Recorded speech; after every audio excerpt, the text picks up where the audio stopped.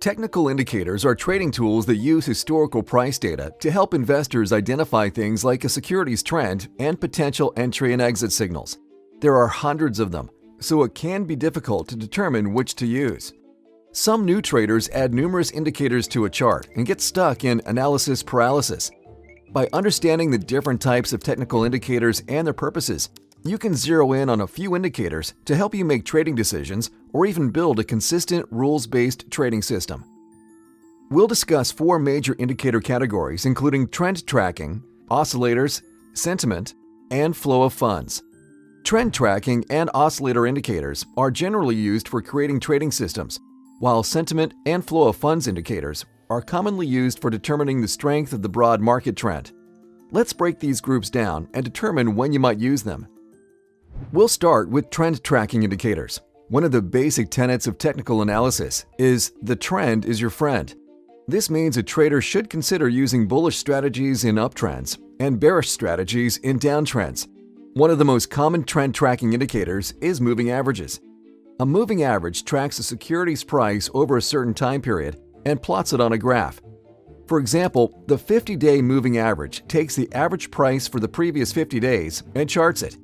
If the line is going up, the trend is up. If the line is going down, the trend is down.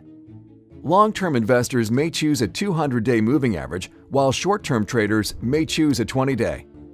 The moving average can also be used to help determine buy signals. If the trend is up, investors may buy when the stock price moves above the line and sell when the price moves below the line. Other common trend tracking indicators include linear regression, envelopes, and Bollinger Bands. Often, trend traders look at other indicators to confirm a buy or sell signal. This is one use for the next group of indicators: oscillators. Oscillators typically measure how quickly a security's price is changing and chart it in a range to identify extreme values. Extreme values may suggest that a security is overbought or oversold, which could mean it's ready to reverse direction. Like watching a ball thrown in the air, you could tell it's about to start falling when its rise slows. A commonly used oscillator is the stochastic indicator. The stochastic measures momentum by comparing a stock's current price to its range of movement over a set time. If the stochastic line is rising, then this indicates that the price has bullish momentum. If the stochastic line is falling, then momentum is slowing. Some traders identify the extremes of the stochastic indicator as reversal zones. These reversal zones can suggest the security is overbought or oversold and can be used as trading signals. For example, the line crossing above 20 and out of the lower reversal zone could be a bullish signal. The line crossing below 80 and out of the upper reversal zone would be bearish. These signals can be used as confirmation with trend indicators like moving averages or as their own entry or exit signals for trading shorter-term swings. Other common oscillators include the Relative Strength Index or RSI, Moving Average Convergence Divergence or MACD, and the Commodity Channel Index or CCI. The next type of indicators, sentiment indicators, aren't commonly used to trade specific securities. Instead, they gauge investors' beliefs about the direction of the market. They tend to be popular with contrarian investors who are looking to pick market tops and bottoms. Many sentiment indicators are polls conducted by private companies to help determine if professional and retail investors are extremely bullish or bearish. Access to these polls often requires a subscription service. However, the options market offers some popular sentiment indicators you can access from most charting platforms. One of these is the put-call ratio. This indicator compares the number of puts purchased versus the number of calls purchased on stocks in a broad index like the S&P 500. Puts are commonly purchased when investors are bearish, while calls are commonly purchased when investors are bullish. If there were an equal number of calls and puts purchased, the ratio would be 1. However, investors tend to be bullish more often, so the ratio tends to be below 1 most of the time. Contrarian investors attempting to identify market extremes may interpret a ratio spike above 1 as excessive bearishness, suggesting a market bottom could be near. Often, investors will rely on more than one indicator to determine tops and bottoms. Other common sentiment indicators include the CBOE Volatility Index, or VIX, historical PE ratios, the Advanced Decline Line, and consumer sentiment. Finally, there are flow of funds indicators.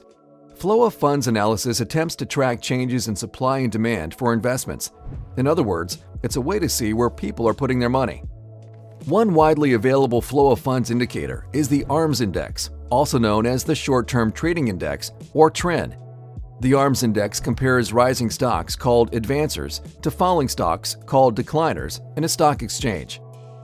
The first level of comparison is the number of advancers versus the number of decliners.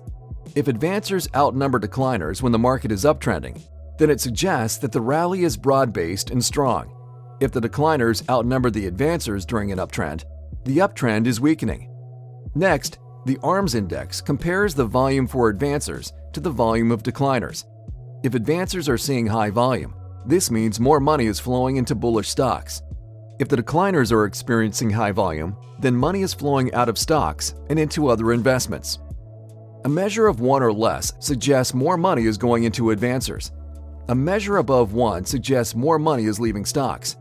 It's not uncommon to see the ARMS index bounce above and below 1. Large positive or negative spikes indicate extreme conditions and are often used by contrarians to signal a final surge before changing directions.